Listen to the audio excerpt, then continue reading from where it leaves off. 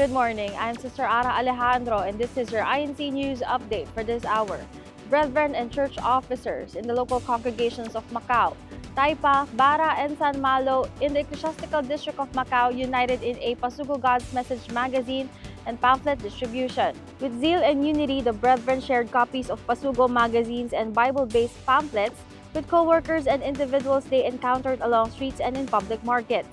Through this activity, those who received the copies of Pasugo were informed about the Bible-based teachings upheld inside the Church of Christ and were invited to attend upcoming evangelical missions. The brethren remain thankful to the Lord God for the opportunity to participate in His work of propagation, further strengthening their commitment to sharing the true faith in obedience to teachings from the Bible. The brethren remain thankful to the Lord God for the opportunity to participate in this work of propagation, further strengthening their commitment to sharing the true faith in obedience to the teachings from the Bible.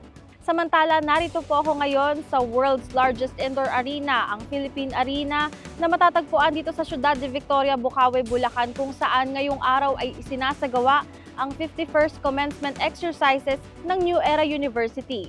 Sa aming pagdating kanina ay nasaksihan na namin ang masayang pagdating ng mga mag-aaral mula sa senior high at elementary school na nakatakdang magtapos kasama ang kanilang mga magulang at mahal sa buhay na sasaksi sa mahalagang okasyon na ito.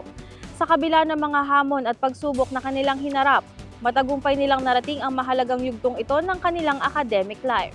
Mamayang alauna naman ng hapon, isasagawa ang commencement exercises para sa mga college at postgraduate program. Ngayon pa lamang ay binabati na po namin ang lahat ng graduating students of 2026 ng New Era University.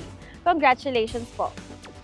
Abangan po ninyo iba pa mga balita mamayang alas 12 ng tanghali sa Ibalita ang Pagliligtas.